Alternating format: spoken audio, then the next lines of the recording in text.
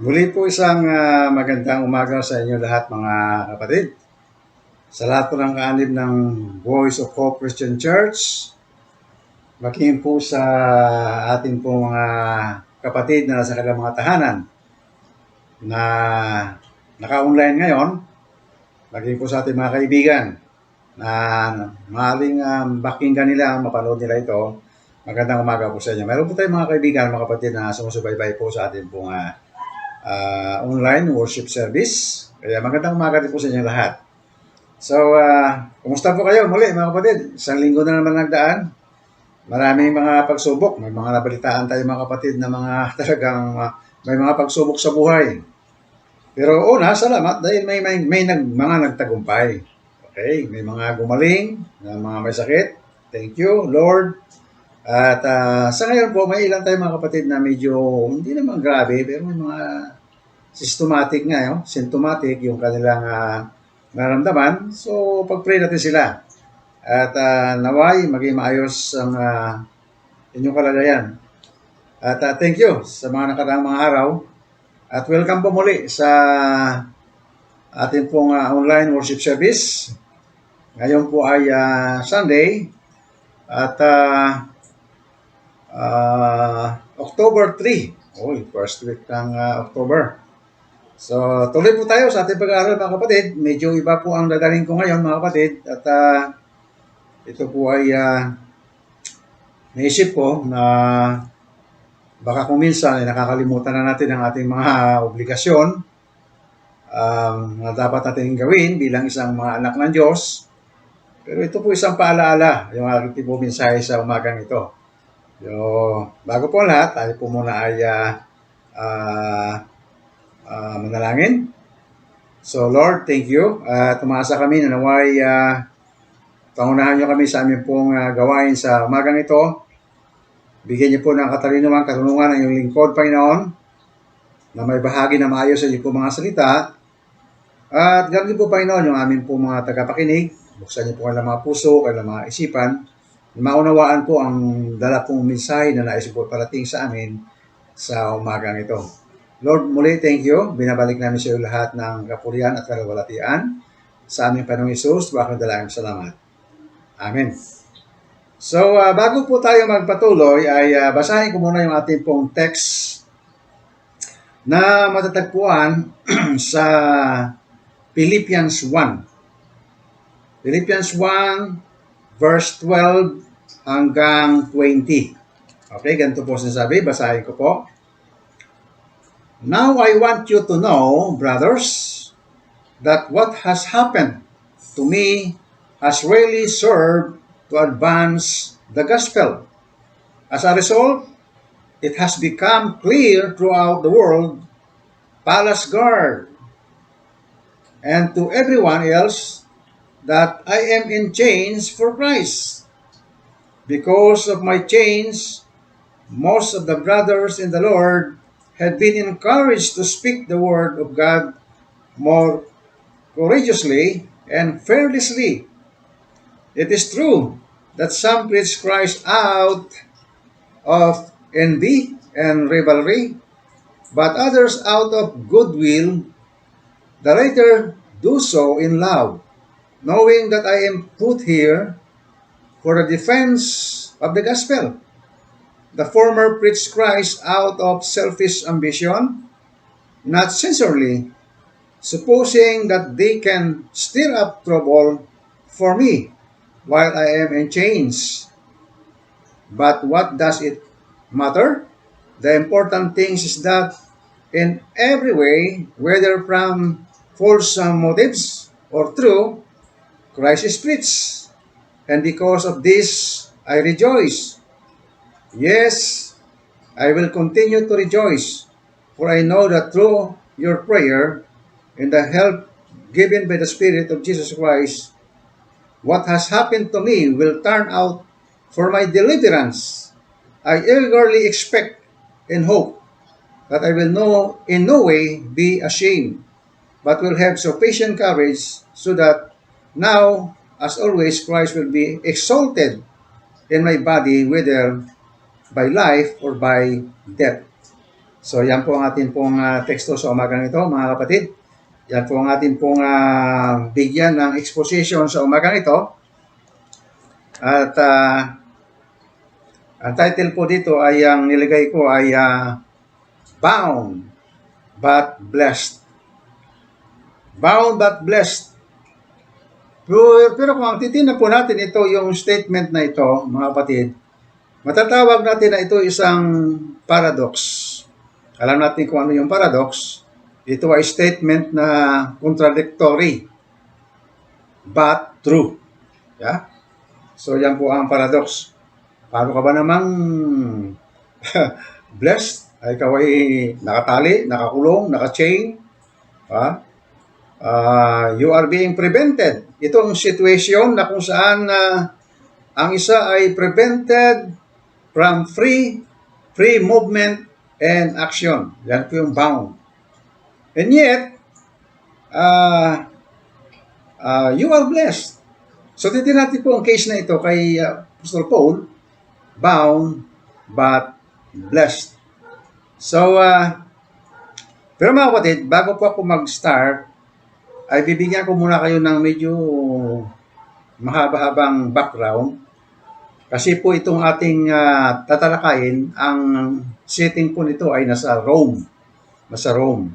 Si Paul po ay galing sa Jerusalem. So tingnan natin kung ano ba nangyari kay Paul sa Jerusalem at bakit nakarating siya sa Rome. So balik po tayo sa Jerusalem. At ito po ay kung inyong titinan ang kwentong ito, makikita po natin sa history book ng New Testament sa Acts. Makita po natin ito sa Jerusalem na si Apostol Pablo ay pumunta doon sa templo. Nagkataon na mayroong mga Hudyo doon na galing naman sa Asia. Nang makita nila si Apostol Pablo, kanila itong sinunggaban. At sinabi nila sa tao, tulungan nyo kami. Dahil itong taong ito ay nagtuturo ng laban sa ating templo, nagtuturo laban sa ating kautusan, at nagtuturo ng laban sa ating bansa. So mabigat ang paratang ng mga tao kay Apostol Pablo. Kaya siya po dinuhog Binugbog siya, sinaktan ng mga tao, nagkagulo. Marami mga tao ang pumunta sa templo. Nagkagulo ang tao, nagkagulo. Hanggang sa nakaabot ang balita doon sa commander ng Roman Army, military.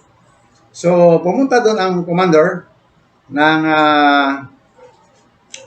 Roman military at inalam kung ano ang problema. At nung makita ng mga tao na nandyan ang military, dinigilan nila pagkabugbog kay Apostol Pablo. Ngayon, inalam niya kung anong dahilan. At ang mga tao nagkakagulo na at nais na kasaktan at patayin si Apostol Pablo. Nung medyo hirapan na siyang pigilin, ang ginawa niya, dinala na lang niya sa barracks si Apostol Pablo. At inisip niya kinumagahan, dadalhin niya ito sa Sanhedrin o sa council. Yung council po nila doon, yun yung Sanhedrin. Yun yung pinaka-highest court ng Israel. Dito ginagawa ang mga desisyon. So, dinala si Apostol Pablo doon sa Sanhedrin, sa court. At doon, nangatwiran si Apostol Pablo kung bakit siya binugbog. Hindi ko na i-detalyahin. At doon ay doon man sa Sanhedrin, nagkagulo rin doon. Nagkagulo rin ang Sanhedrin. Ang court. Bakit? Kasi ang Sanhedrin, mga kapatid, ay binubuo ito ng iba-ibang sekta. Mayroon doon yung mga scribes, mayroon doon mga Sadducees, mayroon doon yung mga Pharisees. Ito ang bumubuo ng Sanhedrin. Ngayon, ay si Apostol Pablo ay Pharisees So, nagkakawasan ng kakampi doon sa mga Pharisees, uminit naman ang ulo ng mga Sadducees hanggang sa nagkagulo sila. Kaya ang ginawa ng commander, kinuha na lang si Apostol Pablo, dinala uli sa barracks. Okay? So, ang nangyari, sabi ng commander, kinabagaan, babalik niya sa Sanhedrin. Kailang may masamang balita na nakarating sa commander ng military na wag mo ibabalik si Apostol Pablo sa Sanhedrin kasi inaabangan siya para ambusin, papatayin si Apostol Pablo. Kaya ang ginawa ng commander, hindi niya binalik sa Sanhedrin. Sa halip, kumuha siya ng mga military, mga sundalo, at halos 300, 200 sundalo at iba pa mga crew na military, almost binibilang ko, mga nasa 300 eh. So, strong military, dinala niya si Apostol Pablo, escort na maraming sundalo sa Caesarea. Sa Caesarea, dinala niya sa opisina ng gobernador. At sa opisina ng gobernador, doon ay tinalover niya at upang doon ay harapin ni Apostol Pablo ang kanyang kaso. Ngayon, ang gobernador during the time ay si Felix. So, nibestigahan ni Felix, Gobernador Felix, wala naman siya makitang mabigat na kasalanan si Apostol Pablo para parusahan ng kamatayan. Kaya gusto niya pakawalan si Apostol Pablo.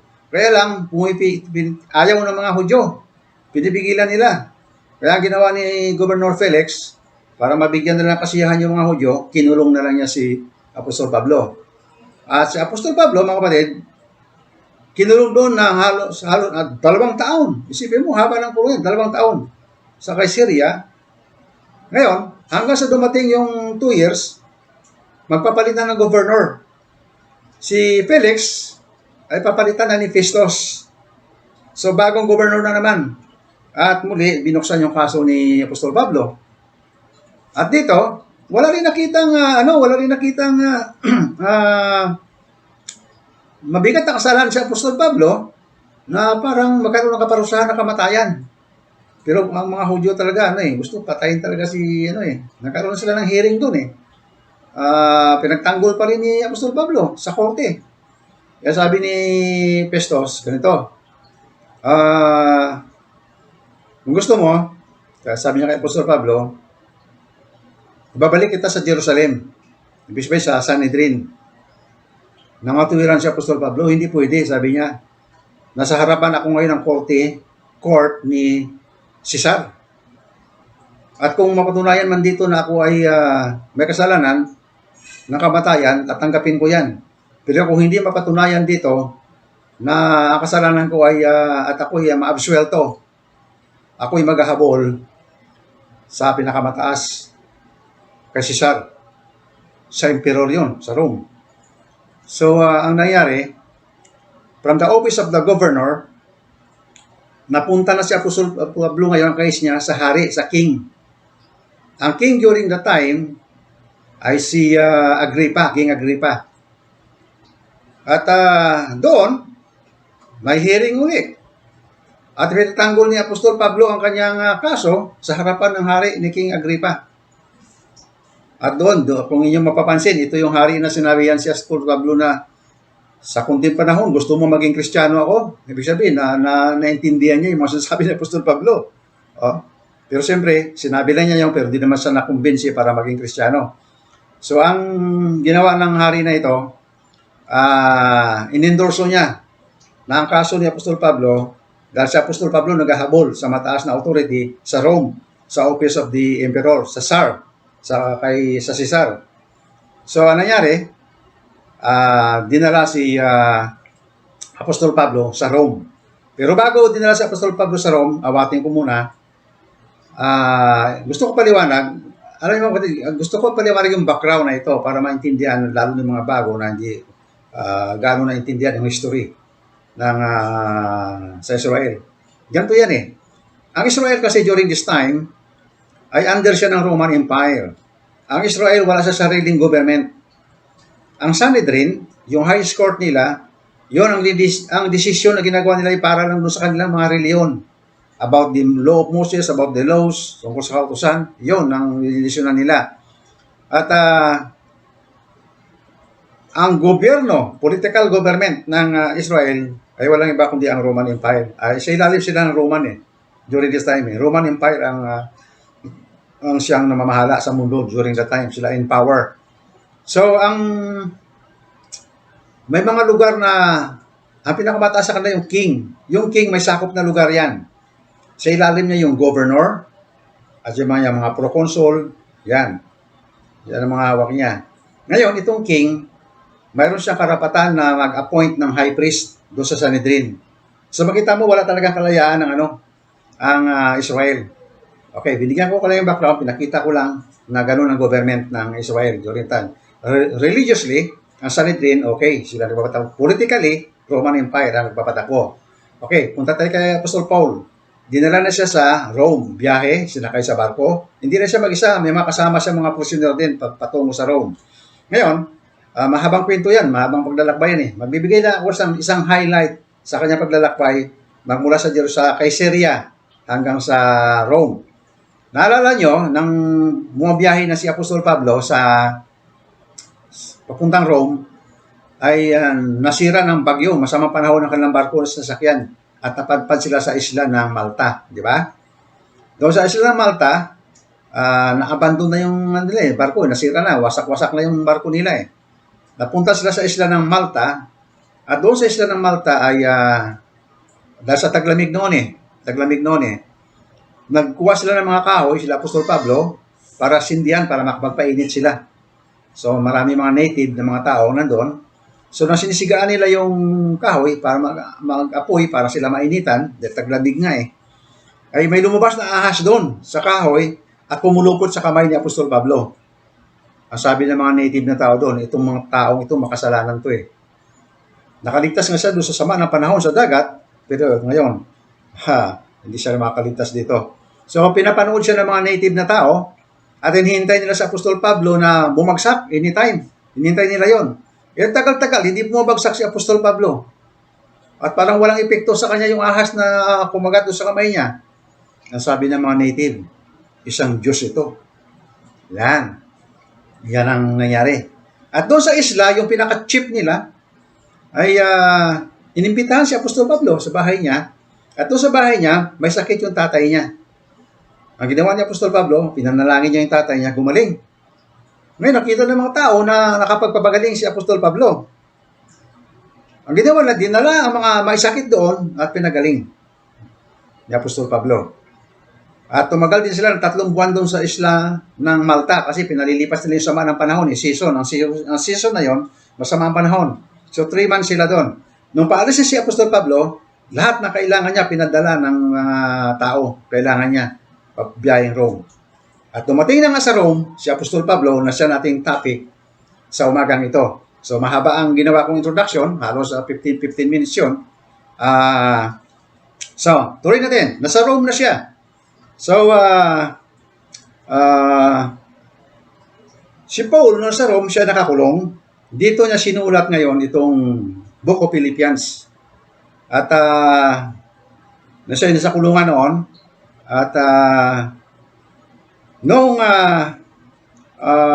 pinadala niya, nung nabalitaan ng mga Kristiyano sa Philippians, sa Pilipos, na siya nakakulong, nag-alala, nag-worried sila.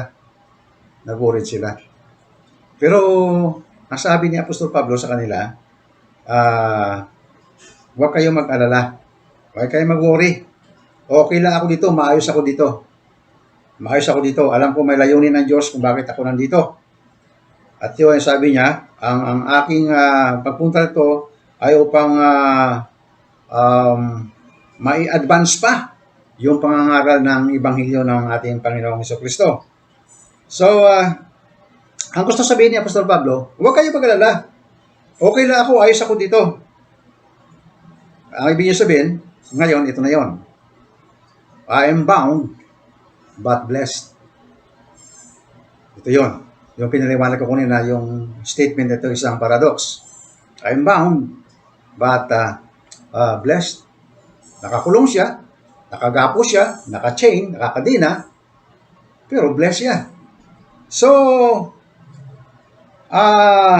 sabi ni Apostol, ako, nakakadina ako, sabi ni Apostol Pablo. Pero I am blessed. So, alamin po natin kung ano ang dahilan. Kung bakit sinabi ni Apostol Pablo na I am bound, but blessed. So, mayroon po 3 reason natin po kukunin sa umagang ito. Number 1, sabi niya, ganito.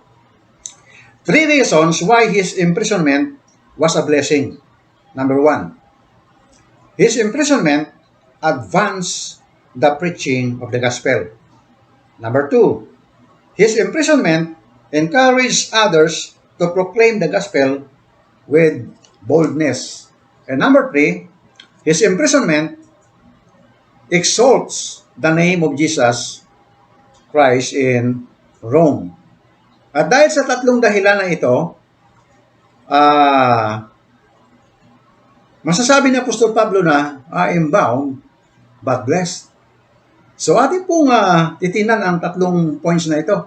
Atin pong pag-aralan sa umagang ito. At ang first point, sabi dito,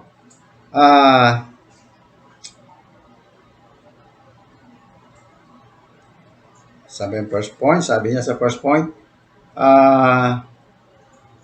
his imprisonment advanced the preaching of the gospel. So, yan po ay matatagpuan sa mamaya ko pabubuksan ko yung verse 12. So, ngayon, pero pwede ko na rin pong basahin. Ano po dun sa sabi sa verse Philippians 1:12? Ito sa text natin. Sabi niya rito, now, I want you to know, brothers, that what has happened to me has really served to advance the gospel. So, ngayon, titignan po natin doon sa Acts 28:16. Ano ba ang sinasabi doon sa Acts 28:16? Alam niyo po yung mga kaganapan sa mga churches sa Philippians, Colossians, Ephesians, sa mga Thessalonians. Nakatala rin po yun sa Acts, ang kanilang mga kwento, kasi ang Acts book of history. Kaya ano po ang, tingnan natin yung Acts 28 verse 16 para maunawaan natin yung ating po pinag-uusapan sa text na ito ngayong umaga. Ano po sabi doon? Pupuntahan natin yung ang Acts 28:16. When we got to Rome, Paul was allowed to live by himself with soldier to guard him. So makita po natin dito na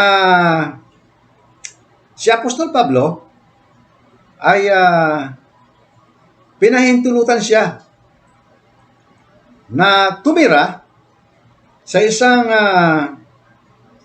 bahay na kanya itong inupahan. Ngayon, paano nalaman ito? Ito po, makikita natin ito, balik tayo sa Acts 28 verse 30. Okay, ano po sabi sa Acts 28:30? He lived there 2 whole years at his own expense and welcomed all who came to him. So, nandun po pagdating niya sa Rome, pinayagan siya. Nasa halip na sa kulungan siya itira, ay sa bahay na lamang. Kumbaga sa panahon natin ngayon ay house arrest. Kaya lang yung bahay na yun, inuupahan ni Paul. Inuupahan niya yun. Siya nagbabayad nun. So hindi natin alam kung saan siya kumuha ng pera. Malamang doon sa Malta. Baka binigyan siya nung umalis sila. Marami siya pinagaling doon eh. Lahat ng kailangan niya pinadala eh. Maaari. Hindi natin alam. Posible. Doon siya kumuha. Yun ay binabayaran niya. Inuupahan niya yun. Ngayon, tingnan po natin kung bakit ganon. Bakit di siya binilanggo sa kulungan. Kasi, sa mata ng Roman authority, sa kanilang nakita, yun naman ginawang kasalanan ni Apostol Pablo ay hindi naman punishable ng kamatayan. Punishable by death.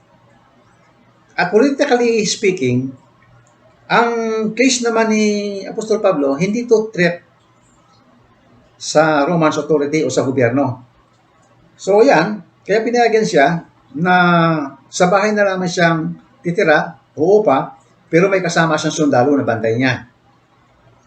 At sinasabi nga rito na kaya siya nandito sa Rome dahil aapila niya yung case niya kay Caesar. Yung Caesar po ay ano yan eh, generic word yan, general word yan. Yan ang title ng lahat ng emperor. At ang emperor during that time, nang si Apostol Pablo mag-apila ng kanyang case sa Rome ay si Claudius. So siya yung Tsar. Si emperor, siya yung Caesar. Ito, ika nga. So lahat ng emperor, Caesar yan. Title nila. Okay, so naka-house arrest siya. Ngunit may sundalo siya sa tabi niya.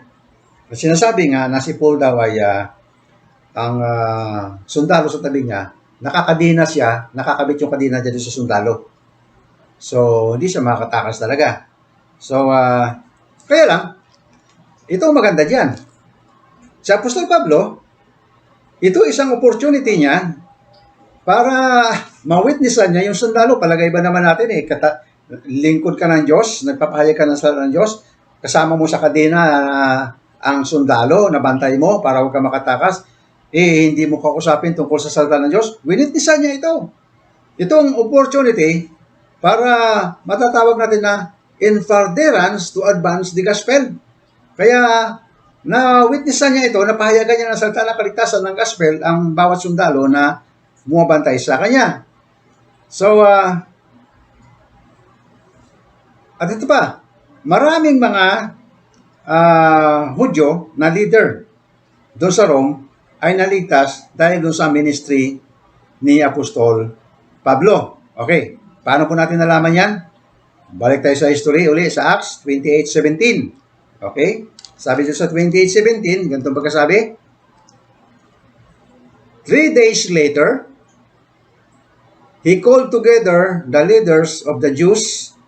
When they had assembled, Paul told to them, my brothers, I have done nothing against our people or against the customs of our ancestors. I was arrested in Jerusalem and handed over to the Romans. So, yun po. Bago ko ituloy yung baliwanag na yan, puntaan natin to. Yung verse 17 na kababasa lang natin. At then, sabi natin kanina, para tinalaman na naligtas ang mga Hudyo. Pagdating niya sa Rome, pinatawag niya kaagad ang mga leaders ng mga Hudyo. Ito pa ang nakapagtataka dyan. Actually, hindi ko pa nakita to kung bakit kilala ba niya yung mga leaders ng Hudyo sa Jerusalem? I mean sa Rome? Magkaroon siya agad ng kontak para patawag niya yung mga leaders ng Hudyo doon. At kung tutusin, sino siya? Para ipatawag yung mga leader ng Hudyo doon sa Rome. At ngayon, nag-usap sila. 3 days pa lang pagdating niya, nag-usap na sila. Piniliwanag niya na hindi naman ako nagkasala. Sa ating mga tao, sa ating bayan, sa ating mga ancestor, sa kanilang mga kaugalian, hindi ako nagkasala. Kaya piniliwanag niya ito sa mga leader ng mga Hudyo sa Rome. Ngayon, pagdating ng nag-schedule sila uli ng usapan, bumalik sila uli. Yung mga leaders ng mga Hudyo, bumalik sila. Mababasa na naman natin ito sa verse 23, Acts 28:23. Ano sabi sa Acts 28:23? Ito sabi niya, They arranged to meet Paul on a certain day and came in even in larger number to the place where he was staying. From morning till evening, he explained and declared to them the kingdom of God and tried to convince them about Jesus from the law of Moses and from the prophets. So ito na, inabot sila ng hanggang gabi. Mula umaga hanggang gabi, kinausap sila ng Apostol Pablo, pinahayagan sila ng ebanghelyo ng gospel ni Apostol Pablo, ng kaligtasan. Ngayon, pagdating sa 24, kung titignan natin ang verse 24, si 23 ang binasa natin Ang 24, ito sabi niya, some were convinced by what he said, others disbelieved. So makita po natin dito, sa unang pahayag ni Apostol Pablo doon sa mga leaders, at nung pangalawang kita nila, mas dumami pa sila. Marami ang naligtas, pero marami din ang hindi naniwala sa kanya. So, yan po ang yung iba naman dito ay na naniwala kay Apostol Pablo, naunawaan nila sa salita ng kaligtasan. Ito, sila yung mga tumanggap sa ating Panginoon Hesus bilang kanilang Panginoon at kanilang tagapagligtas. Ito yung sinasabi ni Apostol Pablo na sa mga Kristiyano sa Philippians na ang kanyang pagkabilanggo ay naging isang blessing. Kasi naipangaral niya pala, ang Ebanghelyo naging isang opportunity kay Apostol Pablo para maipangaral niya yung gospel, ang kaligtasan ng ating Panginoon Kristo sa mga Hudyo, sa mga leader ng mga Hudyo at sa mga mamayan doon. At marami na kaagad naligtas nung first preaching ni Apostol Pablo doon sa kanila. At dahil mga leader ito, ang naging believer, ang tumanggap sa ating Panginoon Kristo, nakakilala, nalaman at nakilala nila at tinanggap nila ang Panginoong Kristo, dahil mga leader ito, natural may mga impluensya yan sa kanilang mga kinakasakupan. At later on, mapapansin natin ang Rome, napakaraming Kristiyano, dumami ang Kristiyano sa Rome. Yan po ang naging istorya niya. Ano pa ang mga nangyari doong panahon na yun? Kung atin titinan, 2 taon na nabilanggo si Apostol Pablo doon sa Rome. At kung 2 taon siya doon, na may bantay sa araw-araw, 24/7 yan, may bantay siya, ang ibig sabihin hindi lang isang sundalo, napakaraming sundalo, military, ang nagbantay sa kanya, at lahat yun, natitiyak natin na binahagihan ng salita ng Panginoon ni Apostol Pablo. So yan po ang tinatid sa ating kaisipan. Hindi maaaring makaligtas kay Apostol Pablo na hindi niya ito bahagian ng salita ng Diyos. Si 2 taon yun, napaiba-iba yung bantay niya, lahat yun malamang ay nakarinig ng salita ng Diyos. At later on, ay talagang nakilala si Apostol Pablo doon sa buong palasyo ng mga guard na siya ay kaya pala siya nakahulong dahil sa pangangaral niya kay Kristo. At maraming naligtas din sa mga sundalo, sa mga gwardiya na kanya pong mga nagbantay sa kanya. Kaya nga si Apostol Pablo, bagamat siya nakakulong doon, nagbabahagi ng salita ng Diyos, magtataglay siya ng joy at pasasalamat, thankfulness sa Diyos na naibahagi niya yung Ebanghelyo, ang kaligtasan sa mga tao doon, sa kanyang kalagayan na supposed to be nakakulong siya. Kaya ito yung sabi niya, bound but blessed. Sabi ni Apostol Pablo. At dapat tiisipin, kaya siya nandun para i-apila yung case niya kay Cesar, sa emperor mismo. Sinabi ko na nga kanina, yung emperor during that time, may walang gumawa kundi si Cesar Claudius. At ito, kung ating titingnan, balik tayo sa Acts 28, 30 and 31. Acts 30 and 31, ito po sabi, balik tayo sa storybook sa Acts. Ito po sabi, for 2 whole years, Paul stayed there in his own rented house and welcomed all who came to him. Verse 31, boldly and without hindrance, he preached the kingdom of God and taught about Jesus Christ. Yan po ang nagsara ng yan po nagsara ng Book of Acts. Chapter 28 na Acts, ito ang huli na mga salita ng Book of Acts. 2 taon nangaral si Apostol Pablo doon. At talagang walang naging hadlang ang kanyang pangangaral doon kasi hindi naman siya pinipigilan ng mga sundalo na bantay niya. Pati ang mga sundalo naligtas Bakit yung mga maraming leader ng Hudyo naligtas at sa kanyang ministry doon. So makita po natin dito na walang maaring maging hadlang sa pangangaral ng salita ng Diyos. Hindi mo pwedeng harangan ang gospel. Lulusot at lulusot yan patungo dun sa mga tao na dapat pagdalan ng magandang balita ng kaligtasan. Kaya mapalad yung mga tao na karinig sa salita ng kaligtasan. Lalo na kung tinanggap nila. Okay. Alam niyo po mga kapatid, mayroong isang pastor na nakulong doon sa Pakistan. Nakulong siya. Ngayon, nung siya nakakulong, nagpaalam siya doon sa superintendent. At kung pwede silang sagawa ng worship service sa kulungan. Kung pumayag naman yung superintendent, kaya sila po'y nag-worship service dun sa kulungan. Patinawit nila yung Amazing Grace. Amazing Grace. Kinanta nila yun. At totoong amazing, dahil dong worship service nila yon, 22 mga preso ang tumanggap sa Panginoon. Ngayon, nasabi ng pastor, alam ko na, napakilanlan ko na, kaya pala ako nakulong dahil upang ipangaral ang salita ng kaligtasan ng ating Panginoong Jesucristo. So nakita niyo po, ano po ang nakikita natin doon? Ang nakikita natin doon, ang natutunan natin doon, through persecution, ang persecution, ginagamit ng Diyos para ikalat ang Ebanghelyo.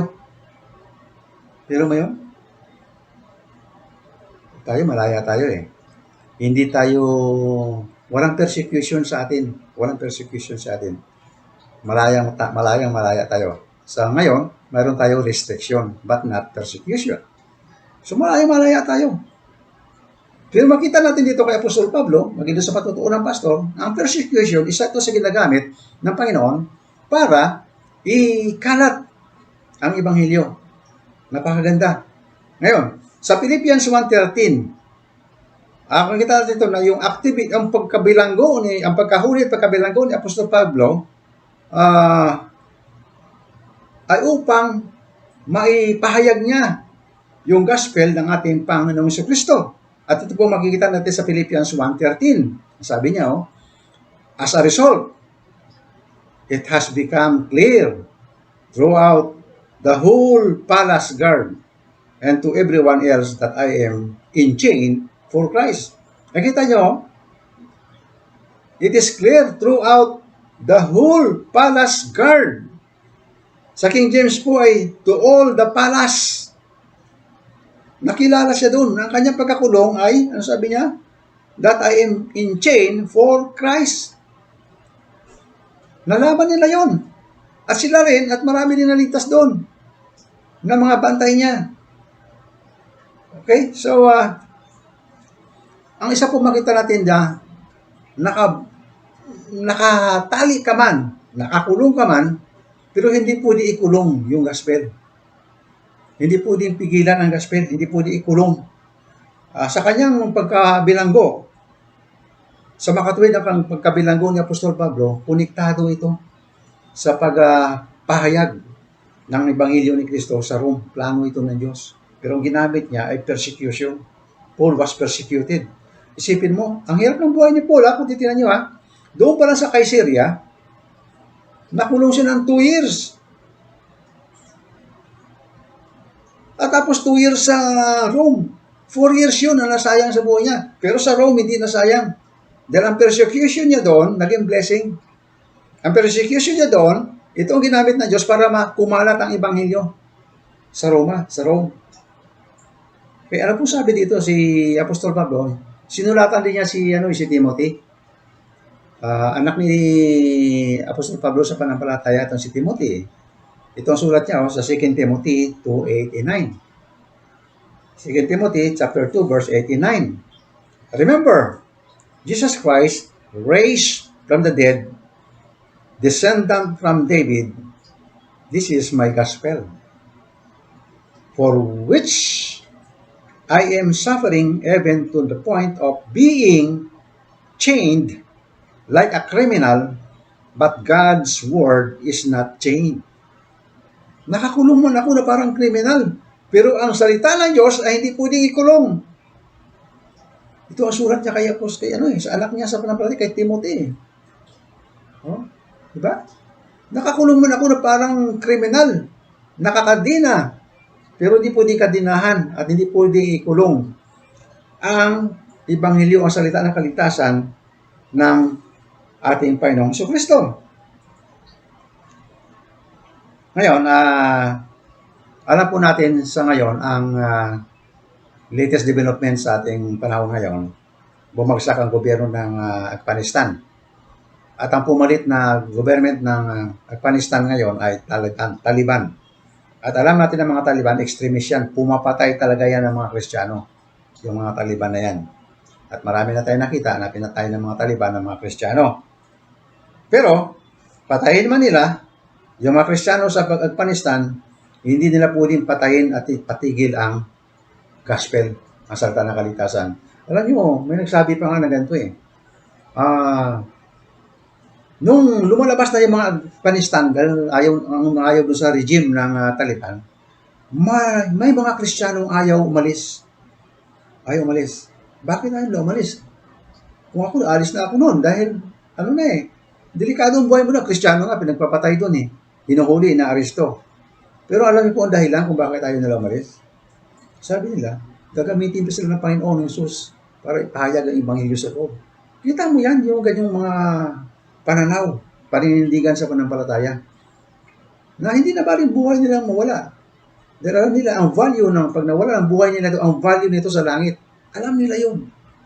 Kaya matatag ang kanilang mga pananampalataya. So, mapigilan man nila, maaresto man, maikulong ang tao, pero hindi na pwede ikulong ang Ebanghelyo, ang Gospel. At dahil yan, sabi ng Panginoon Jesus, ang kingdom of God ay forever yan. Walang pwede makapagpigil yan sa karyan ng Diyos.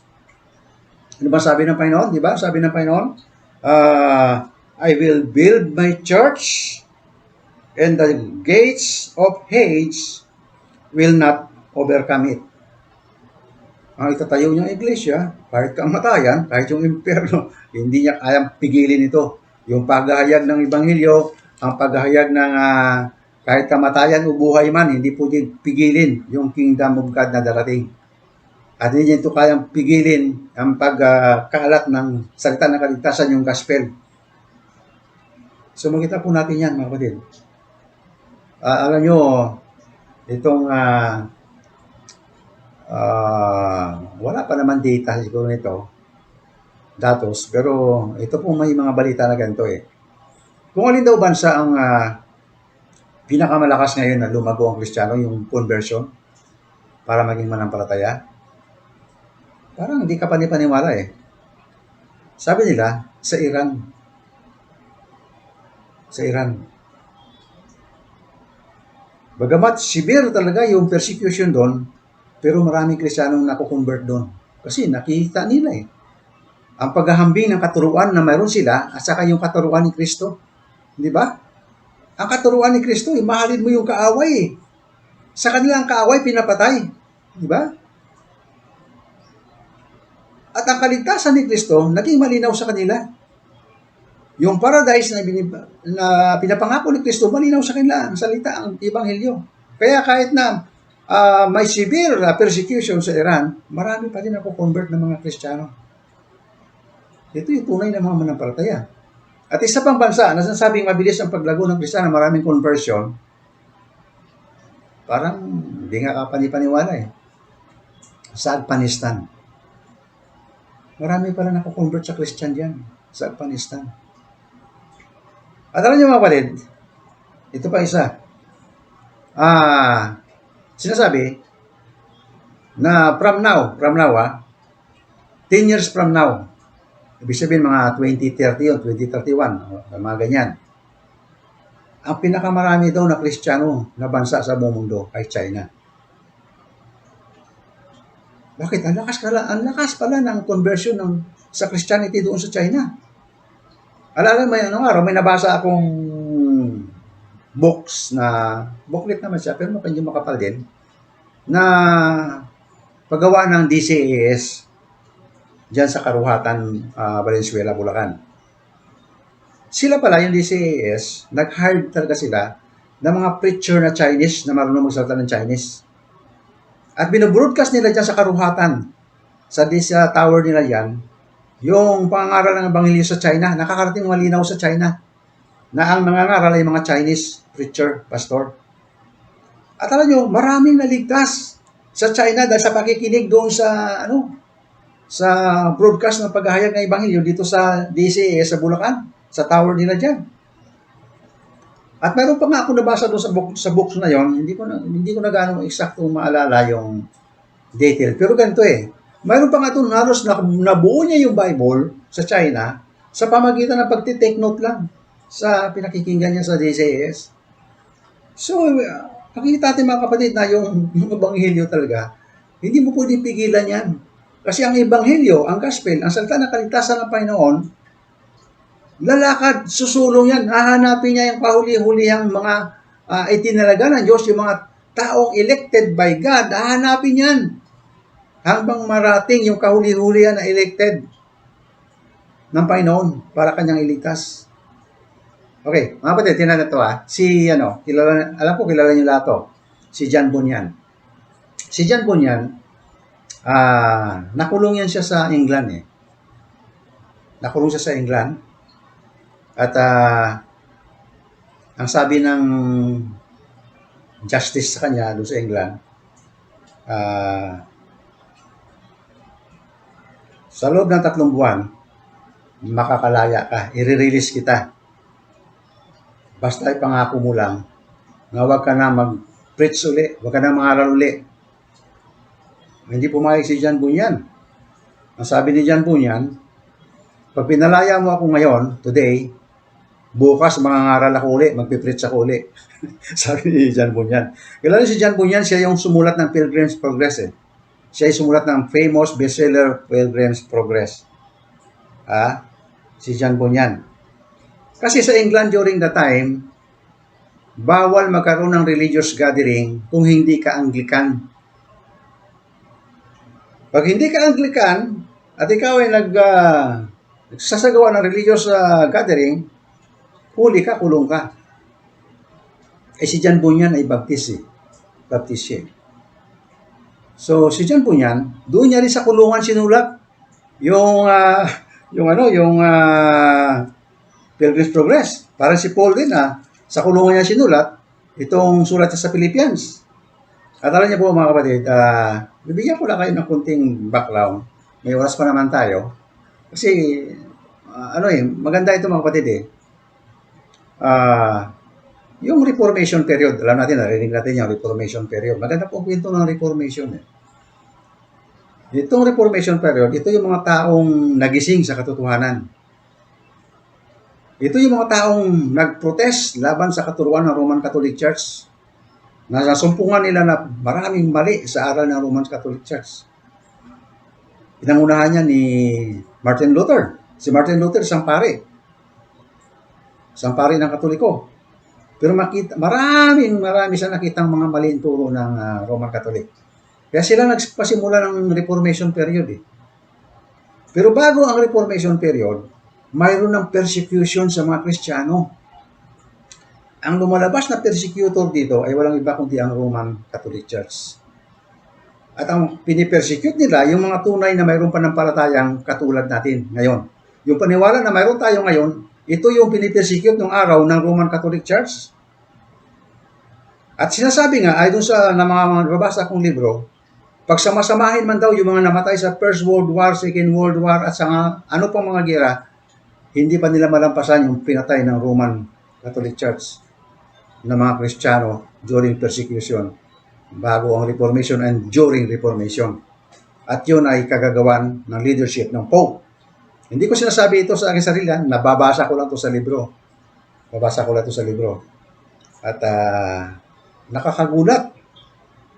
Alam mo mga kapatid, palagay ko, yung librong nabasa kong yun yung binabanggit ni Presidente Duterte na nabasa din niya eh.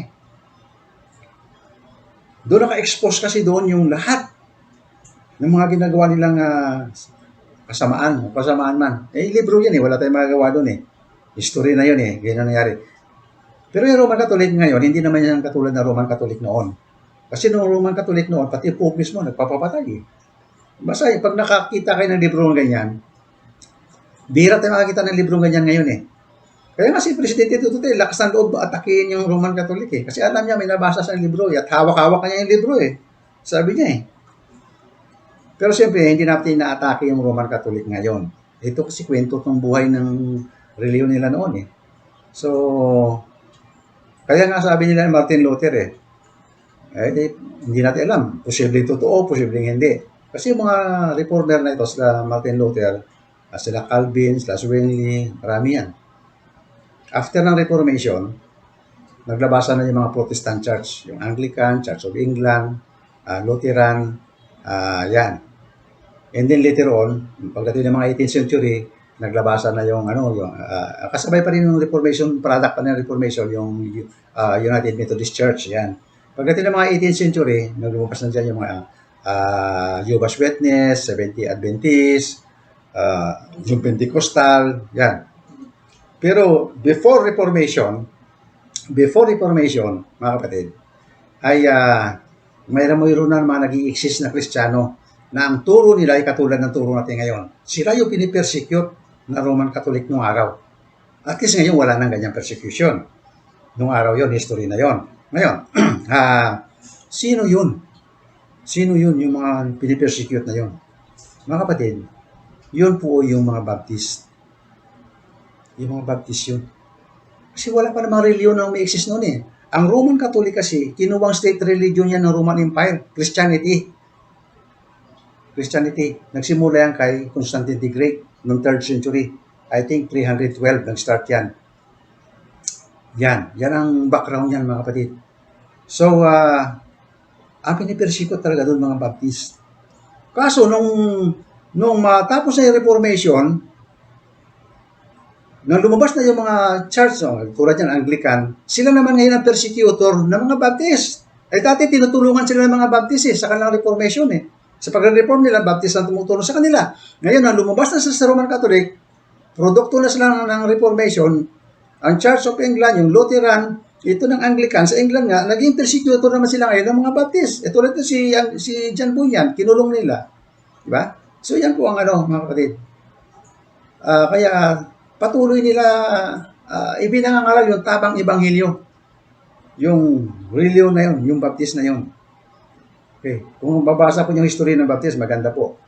Ang Baptist hindi Protestante yan. Hindi yan. Wala pa yung mga Protestante, nandiyan na yung mga Baptist. Way back 3rd century, nandiyan na yan sila. May sariling kwento yan. Okay, mga kapatid. Second point sa umagang ito. In what way Apostle Paul imprisonment became a blessing? Okay? At ito po, second point natin. His imprisonment encouraged others to proclaim the gospel with boldness. Makita po niyo mga kapatid. Yung pagkabilanggo ni Apostol Pablo, nagdala ito ng nagbigay siya ng encouragement sa ibang manampalataya na maging bold pa sila, walang takot sa kanilang mga pagbabahagi ng ebanghelyo. Si Apostol Pablo, na-share niya sa mga sundalo, na-share niya sa mga Hudyo, nagkaroon siya ng mga bunga. Ito po sabi sa Philippians 1:14. Ano po sabi sa Philippians 1:14? Because of my chains, most of the brothers in the Lord had been encouraged to speak the word of God more courageously and fearlessly. Kaya mga kapatid, mas tumapang sila na ipangaral ang salita ng Diyos. Alam niyo mga kapatid, ako namimiss ko yung pangaral sa mission Namimiss ko yun. May karanasan ako, hindi naman mahaba, pero may karanasan ako sa paghahawak ng mission. Minana ko yan kay Pastor Tim Lardizabal sa Sampaloc Baptist Church.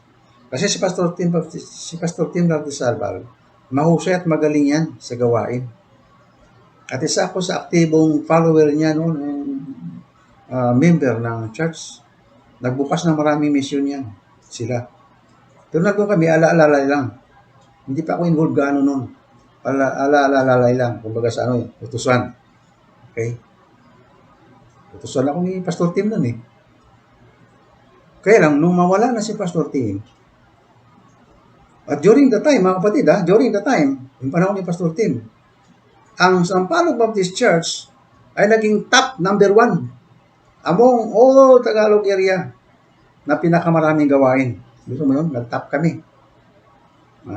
Kasi marami kaming mission Nung umalis si Pastor Tim, yung mga mission na yan, na pamahalaan ko. Ako umawak sa mga mission na yan. Mission sa Bulacan, mission sa Carmona, mission sa Dasmariñas, mission sa Rizal. At ang first mission dyan, yung Tondo. Yung hinawakan ni Tatay Perfecto Carbonell.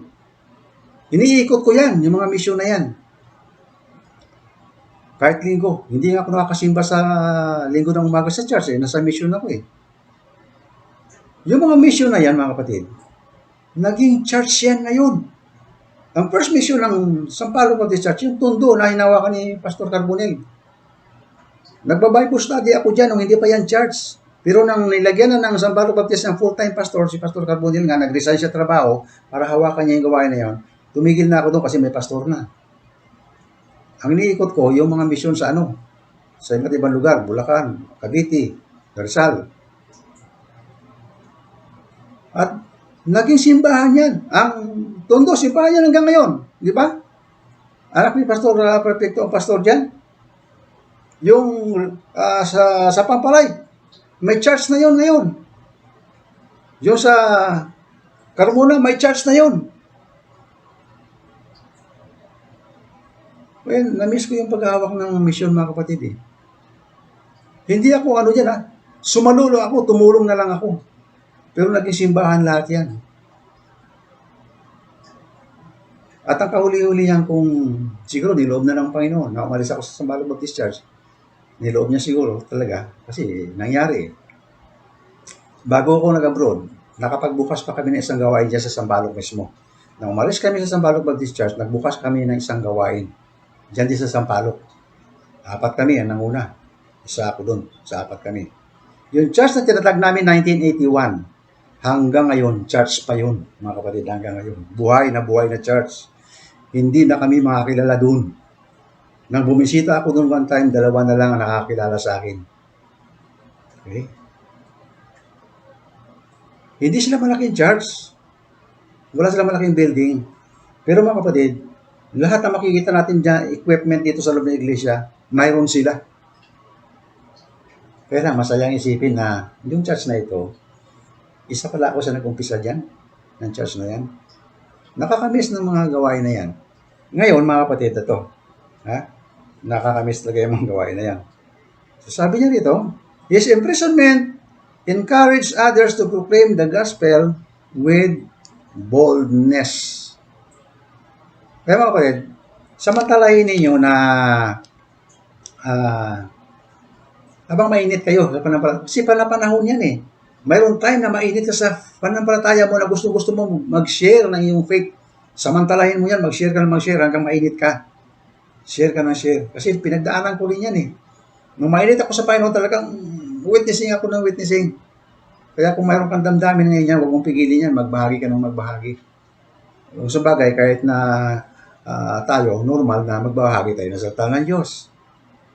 At alam niyo po doon sa Dasmariñas na mission namin doon, mayroon doon isang mayroon kami isang member doon, nakalalaya lang sa Bilibid, doon siya na-convert sa Bilibid prison. Kapag speaker ako doon sa Dasmariñas, tuwing tapos sa service, dinadala niya ako sa bahay niya, doon ako nanangalian, hanggang sa ako umuwi. Kwentuhan kami hanggang sa ako umuwi. Gusto ko balikan yung tao na yan kung buhay pa eh. Okay, so third, at ito pa pala isa. Mayroong isang bilanggo pala dyan sa Muntinlupa na nagbigay ng patutuo. Ito, true story to. Sabi niya, salamat talaga ako sa Panginoon. Na napunta ako dito at nabilanggo ako. Dahil dito ko nakilala ang Panginoong Hesus bilang aking Panginoon at tagapagligtas. Patutuo po yan ng isang prison na na-convert po sa loob ng Bilibid prison. Third point and last point, may clear na lang po ito. The imprisonment of Paul exalt Jesus Christ in Rome. Diba? Ano nangyari sa kanya sa pagkabilanggong niya? Marami mga tao nakakilala sa Panginoon. Ang sinasabi ni Apostol Pablo dito, kahit na buhay, kahit kamatayan, hindi makapagpigil sa akin na magmanifest sa aking buhay ang Panginoong Jesucristo. Kaya ang sabi nga sa verse 21 ng topic natin ngayon, sabi niya sa verse 1, for to live is Christ and to die is gain. Mamuhay ka lang kay Kristo, sige, pahayag ng salita ng Diyos. Kaya lang ngayon, mga kapatid, tayo, bagamat walang persecution, meron tayong restriction. So, ang COVID ba kayang pigilin ang gospel? Hindi. Pero nabawasan tayo ng gawain, nirestrict tayo. Wala tayong dalaw-dalaw. Pag dumalaw ka ngayon, galit pa yung tao na dalaw mo. So, para wag na lang ikaw makagsuspitsahan na ikaw may dalang virus, wag ka nang dumalaw. Di ba? Sobrang grabe ang kalaban ngayon. Pero alam niyo mga kapatid, sa ating pagtatapos, yung evangelism, importante yan. Kung mayroon ka lang chance, Hindi naman tayo makalabas ngayon. So, unahin na lang natin yung ating loob ng bahay. Sana, pagkatapos ng COVID na ito, ang isang buong bahay, malakas na kay Kristo. Ngayon, itong iniisip ko mga kapatid. Ano kaya ang purpose ng COVID na ito? Hanggang ngayon, hindi naman natin, wala pa ako narinig, ano talaga ang purpose ng COVID na ito? Ano ba, saan ito magtatapos? Alam niyo mga kapatid, posible na ang COVID na ito ay maging daan para mapalaganap lalo ang salita ng Diyos, para lalong marami ma-convert. Paano? Ang huling datos nakita ko sa Amerika, halos nasa 500,000 na ang namatay sa COVID Di ba ko kung may 1 million na ba, hindi ko na alam ang latest, pero napakarami. Sa atin, nasa less than 40,000 pa lang ang namatay. Sa ibang bansa, hundreds of thousands ang namatay. Just imagine, mga kapatid, huwag naman mangyari sa atin. Kung halimbawa dumating na yung panahon na sana huwag naman mangyari, na hundreds of thousands and millions of Filipinos mamatay sa COVID. Ano kaya ang mangyari? Ano kaya ang mangyari? Mayroon tayong suspetsa na ganito. Baka doon lalong lumapit ang mga tao sa Diyos. So, kailangan pa ba may mamatay na milyon bago lumapit ang tao sa Diyos? Kaya nga ang payo na lang natin ngayon sa mga kapatid o sa mga tao, tigilan na kung ano man masama nating ginagawa sa buhay. Mag-concentrate na tayo sa ating panampalataya sa Diyos. Lumapit na tayo sa atin sa Diyos. Kung may kamag-anak ka pa na may chance na masalubong mo o kasi wala naman dalawan ngayon Bawal Sabihan mo lang ng salita ng kaligtasan. Kasi time will come, baka nga, sana nga, huwag naman mangyari. Pero sinasabi ko kasi, posible na baka ang COVID, itong gagamitin na ng Diyos para magpalaganap lalo ng Ebanghelyo. Pero kailangan maging million muna, hundreds of thousands muna ang mamatay para yung mga tao matakot, lalapit lalo sa Diyos. At yun ang pagkakataon na madaling mag-Ebanghelyo. Yung panahon na yun. Hopefully, huwag mangyari yun. Hindi naman kailangan pang may matay pang milyon para ang tao ay lumapit sa Diyos. Magsipagbago na lang tayo. Sa mga kapatid na pawardi-wardi sa panampalataya, paisi-isi sa panampalataya, ito yung time, mag-isip-isip ka. Mag-isip-isip ka. Lahat tayo ngayon, dinadapuan ng COVID, hindi natin alam. Baka ikaw ang susunod. Kung kami nakaya namin, sa patnubay ng Diyos, ikaw, makakaya mo kaya. Kaya hanggat okay pa ang buhay mo ngayon, malakas ka pa, wala ka pang COVID, lumapit ka sa Panginoon. Dahil baka ikaw ang bigyan ng COVID ng Panginoon. At saka pagbigay sa iyo ng COVID ng Panginoon, doon ka pala ma-realize na doon ka pala lalapit sa Panginoon. Kung hindi ka pa ipipersecute ng Diyos ng mga parusa, hindi ka lalapit sa Kanya. Pero kung minsan, sa topic ka natin, ang persecution, ginagamit ng Diyos para ipalaganap ang Ebanghelyo. At isa pa, yung suffering. Pag nag-suffer ka na sa COVID, doon ka lalo lalapit sa Diyos. Kasi wala ka na magawa. Anong gagawin mo? Sa Diyos ka na lalapit. So mga kapatid, ang kaligtasan ng Diyos ay open sa lahat. Hindi natin po ibilanggo ang Ebanghelyo, ang Gospel, ang salita ng kaligtasan. Bukas yan. Mabilanggo mo ng tao po yung salita ng Diyos, hindi po ibilanggo yan. So ilabas natin yan, ipahayag natin yan kung may oportunidad, kung may pagkakataon. Na ang Panginoon Yesus, siya lamang ang tagapagligtas, magsisi na sa kasamaan, tanggapin siya bilang kanyang inyong Panginoon na tagapagligtas. Mamuhay ng mga ayos, sisiyan ang lahat ng kasamaan, huwag nang balikan, at mamuhay ng maayos sa Panginoon. Dumalo sa gawain kahit online. Ano ang activity mo sa Panginoon ngayon? Ang pamilya mong spiritual, church, nasaan ka ngayon?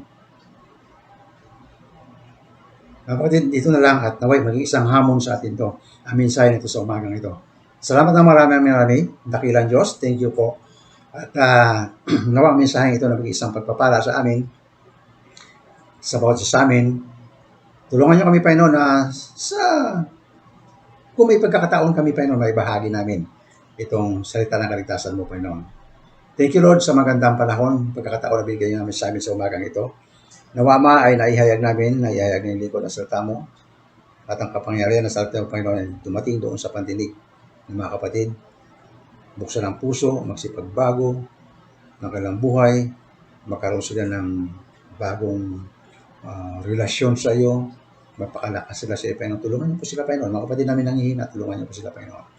Lalo ngayon, Panginoon, may mga kapatid kaming may mga sakit. Nilalapit po namin sila, Lord. Panginoon, si Dindin, si Gina, sila po ngayon ang mayroong may karamdaman. In Jesus' name, may kapangyarihan ang pangalan mo, Panginoon. Nagpapagaling ka, Panginoon. Nakikinig ka sa mga hiling ng iyong mga anak, Panginoon. Naniwala ko, gagaling sila, Panginoon. Pasalamat kami sa mga kapatid na gumaling na po, Panginoon. Thank you po, Lord. Napakabuti mo. Ang hiling na lang namin ngayon, Panginoon, lahat kami nawa. Kami, pamilya namin, mga church members, mga kaibigan, mga kapatid namin, Panginoon. Patnubayan niyo po kami, tilayo niyo kami sa kaaway na ito. Ikaw po ang aming pag-asa, Panginoon. Ang dugo mong makapangyarihan, ang siya pong nagugas sa amin at siya pong nagkokontrol namin buhay ang iyong banal na Espiritu Santo. Tulungan niyo kami, Panginoon. Malayo kami sa anumang karamdaman na yan. Pinanawakan namin, Panginoon, na kami anak mo, ginagabayan mo, iniingatan mo. Pero tulungan mo rin po kami, Panginoon, na lumapit sa iyo, Panginoon. Ikaw lang po ang aming pag-asa, Panginoon. Magtiwala lang kami sa iyo. Lord, thank you muli. Salamat ng maraming sa matamis na pangalan namin, Panginoon Jesus. Diba, pinadalangin po salamat. Amen.